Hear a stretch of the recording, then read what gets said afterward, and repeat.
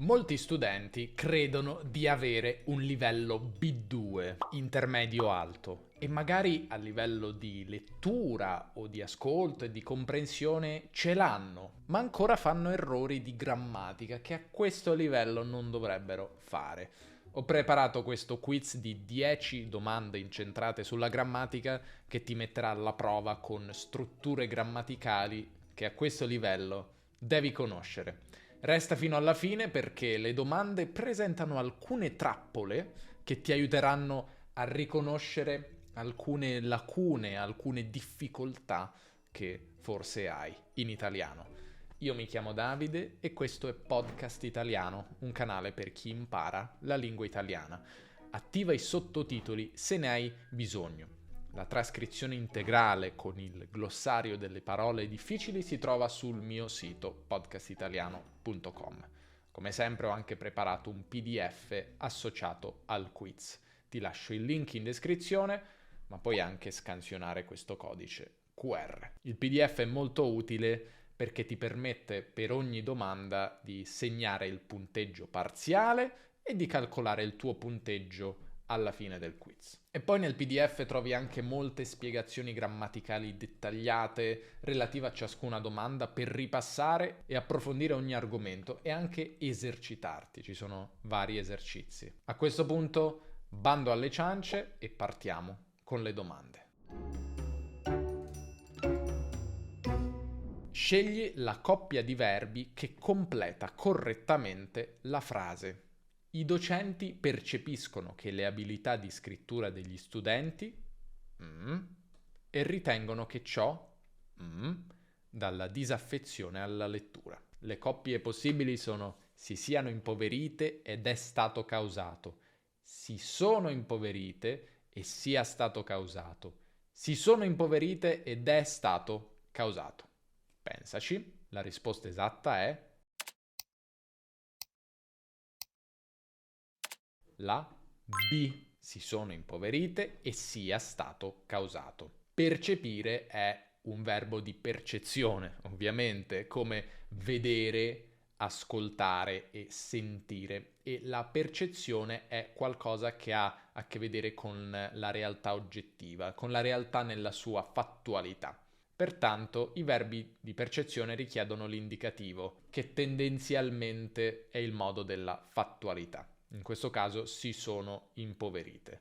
Ritenere, diversamente, è un verbo di opinione, come credere o pensare. I verbi di opinione richiedono il congiuntivo. In questo caso sia stato causato.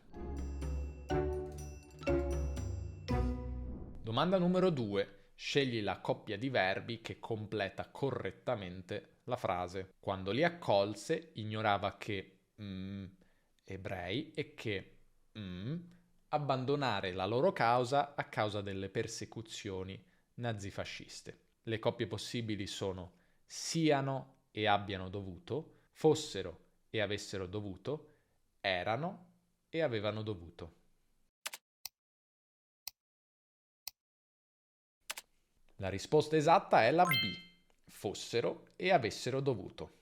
Come forse ricordi, il grado di certezza del parlante sulla verità dell'informazione che riporta, che dice, determina il modo verbale, indicativo o congiuntivo, nella frase dipendente. Cioè se il parlante sa con certezza, allora di solito si avrà l'indicativo. Se il parlante dubita, crede o non sa, si avrà diversamente il congiuntivo. Ignorava il verbo nella frase principale equivale a non sapeva. Ecco perché il congiuntivo nella dipendente è la scelta corretta. Ma quale tempo? Dobbiamo guardare al tempo del verbo nella principale, nella frase reggente. Ignorava, che è un tempo passato, più precisamente imperfetto indicativo. Come si esprime la contemporaneità rispetto a un verbo al passato, cioè un fatto che avviene allo stesso tempo, con il congiuntivo imperfetto fossero.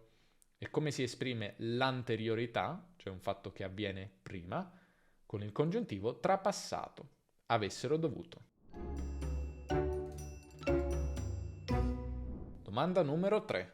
e questa vale 2 punti. Soltanto 2 di queste opzioni completano correttamente la frase. C'è una parte iniziale che poi finisce così. In Italia si continua ad attribuirle un carattere emergenziale. Quindi ora ti dico la prima metà che è stata tolta, che può essere: nonostante l'immigrazione sia diventata elemento strutturale, nonostante l'immigrazione è diventata elemento strutturale, anche se l'immigrazione sia diventata elemento strutturale e anche se l'immigrazione è diventata elemento strutturale. Le risposte corrette sono A e D. Come forse già sai, in italiano il significato concessivo si può esprimere sia al congiuntivo sia all'indicativo. Che significa concessivo? Mi riferisco a una circostanza, a una situazione che non impedisce a un evento di verificarsi. Cioè il fatto che in Italia l'immigrazione sia diventata elemento strutturale non impedisce che si continui a considerarla un'emergenza. Ad esempio, il modo verbale nella frase concessiva, congiuntivo o indicativo, dipende dalla congiunzione che la introduce. Quasi sempre si ricorre al congiuntivo, ad esempio con le congiunzioni nonostante, malgrado, sebbene, benché e per quanto. Ti suonano familiari? Fa eccezione però la congiunzione anche se che richiede invece l'indicativo. E quindi diciamo anche se l'immigrazione è diventata. Domanda numero 4. Scegli la coppia di verbi pronominali idiomatici che completa correttamente la frase. Per quanti soccorsi di impegno non estrarre vive le vittime dai detriti. Queste sono le coppie. Ci si siano messi e ce l'hanno fatta, ce l'abbiano messa e se la sono sentita di, se la siano presa e se ne sono fregati di. Pensaci un attimo e dai la tua risposta. La risposta esatta è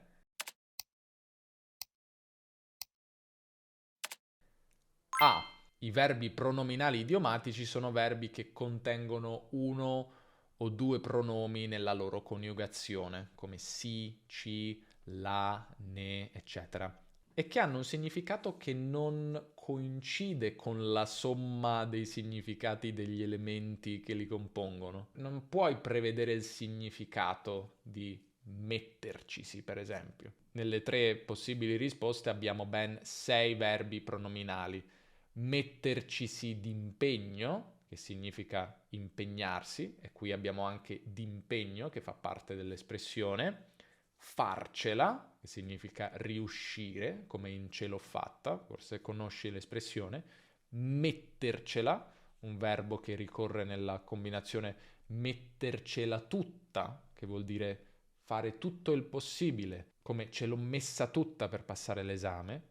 Sentirsela, cioè avere il coraggio, non me la sono sentita, non ho avuto il coraggio. Prendersela, che significa offendersi, per esempio non prendertela, e fregarsene, che significa non importarsi. Solo i primi 2 verbi completano il senso della nostra frase. Comunque nel PDF troverai alcuni esempi di questi verbi e di costruzioni comunissime in italiano che i madrelingua usano tutti i giorni, ma anche altri verbi pronominali idiomatici molto comuni.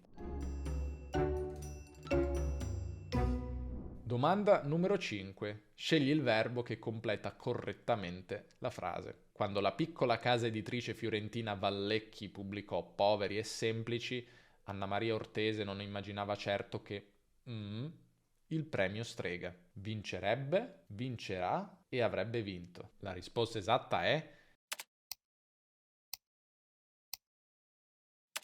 C. Avrebbe vinto. Qui ci troviamo a esprimere la posteriorità, cioè un momento successivo nel tempo rispetto a un momento che accade al passato, un verbo al passato che in questo caso è pubblicò. In altre parole, prima la casa editrice pubblicò il libro, poi l'autrice vinse il premio. In casi come questo, in cui si esprime la posteriorità rispetto a un momento passato, o più semplicemente il futuro nel passato, come si chiama, ti ricordi che cosa dobbiamo usare?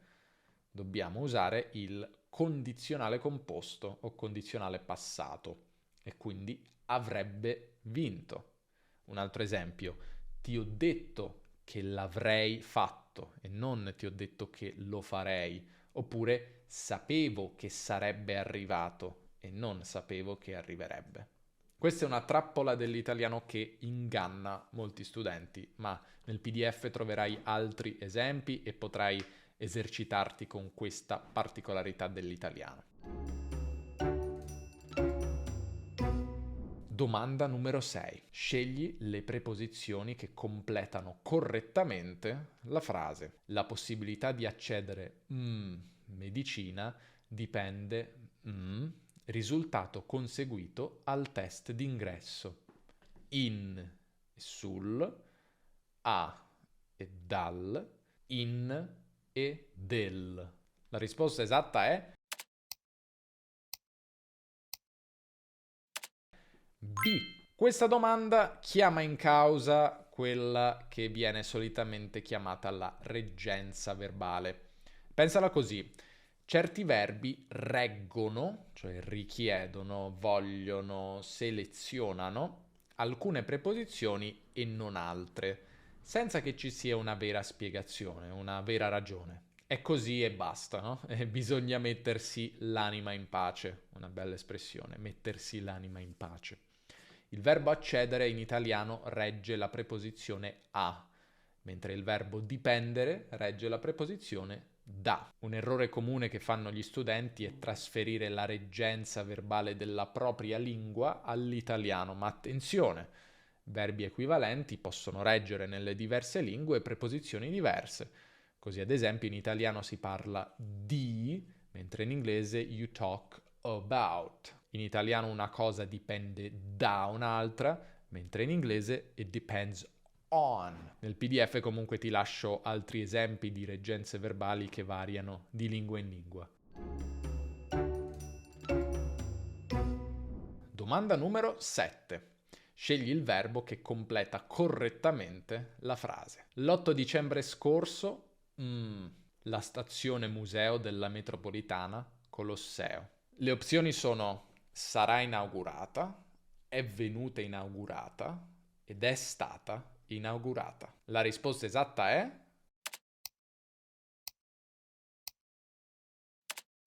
C. In questa frase l'aggettivo scorso ci avverte subito di una cosa, ci serve un verbo al passato. Per questo possiamo immediatamente escludere l'opzione A, al futuro.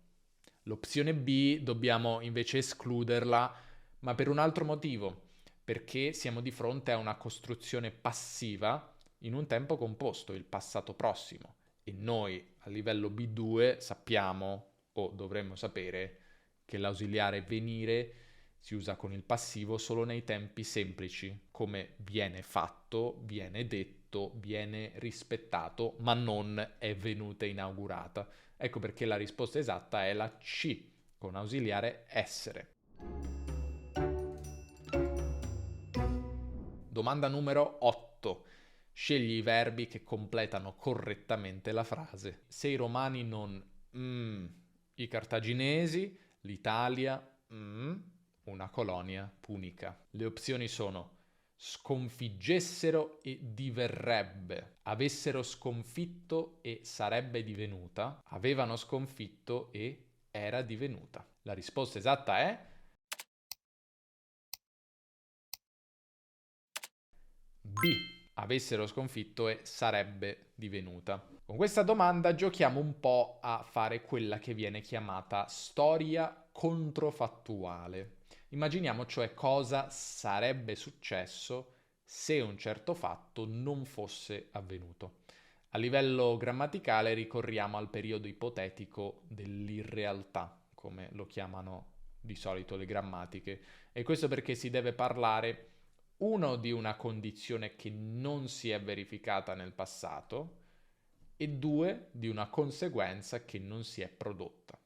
In italiano, se ricordi il periodo ipotetico dell'irrealtà, si costruisce con il congiuntivo trapassato nella condizione, cioè nella frase introdotta da sé, e il condizionale composto nella conseguenza, cioè nella frase reggente, come avviene appunto nell'opzione B.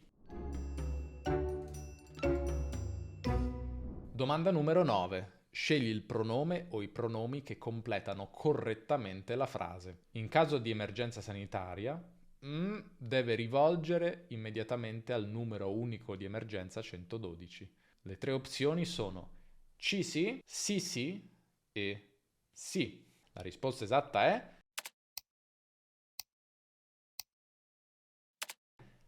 A. Sì. In questa frase abbiamo un verbo riflessivo, rivolgersi, coniugato nella forma impersonale. Questo significa che il soggetto non è una persona precisa, ma è un soggetto indeterminato. In italiano la costruzione impersonale si realizza con il sì. Ed ecco allora che ci troveremmo teoricamente ad avere 2 sì, uno impersonale e uno riflessivo, sì. Questa combinazione però all'italiano non piace, e quindi quando il sì impersonale incontra il sì riflessivo, per evitare la sequenza sì, il primo sì diventa C, e quindi il risultato sì. Comunque troverai altri esempi ed esercizi su questa costruzione nel PDF. Domanda numero 10. Decima e ultima. Leggi la seguente affermazione, che potremmo ipoteticamente attribuire a Giuseppe Garibaldi, protagonista del Risorgimento italiano e dell'unificazione del paese, dell'Italia, e decidi come dovrebbe essere riformulata se inserita all'interno di un discorso indiretto. Vi aspetta un futuro di giustizia e modernità. La schiavitù del latifondo sarà abolita e le terre saranno redistribuite. Prima opzione. Garibaldi promise agli italiani del sud che li aspetta un futuro di giustizia e modernità, in cui la schiavitù del latifondo fosse stata abolita e le terre fossero state redistribuite. Opzione 2. Garibaldi promise agli italiani del sud che li aspettasse un futuro di giustizia e modernità, in cui la schiavitù del latifondo sarebbe abolita e le terre sarebbero redistribuite. E terza opzione. Garibaldi promise agli italiani del sud che li aspettava un futuro di giustizia e modernità, in cui la schiavitù del latifondo sarebbe stata abolita e le terre sarebbero state redistribuite. Pensaci e scegli la risposta giusta. La risposta esatta è C. Sappiamo che nel passaggio dal discorso diretto a quello indiretto i tempi e modi verbali sono soggetti ad alcune trasformazioni. Ad esempio quelle che ti mostro in questa tabella, ma trovi la tabella comunque anche nel quiz. Si tratta appunto delle trasformazioni che troviamo nella risposta C. Bene, il quiz è terminato. A questo punto ti resta calcolare il tuo punteggio totale. Spero che tu ti sia segnato i punti per ogni domanda. Fammelo sapere nei commenti. Se hai raggiunto un punteggio da 0 a 4, hai ancora un po' di lavoro da fare. Se il tuo punteggio varia da 5 a 8, buone notizie. Sei con un piede nel B2, ma forse hai ancora alcune incertezze. Se hai ottenuto un punteggio pari a 9 o 10, probabilmente hai un B2. Complimenti. E se hai totalizzato 11 punti, sei un grande, sei un fuoriclasse. Hai raggiunto il punteggio massimo per questo quiz. A questo punto fammi sapere il punteggio in un commento, fammi sapere se hai imparato qualcosa di nuovo. Ricorda che questo test chiaramente ha i suoi limiti, abbiamo valutato principalmente la grammatica, ma non altre abilità fondamentali come ascolto, lettura e parlato, quindi fammi sapere se ti piacerebbe che facessi un test anche su altre abilità. Questo è tutto per oggi, alla prossima!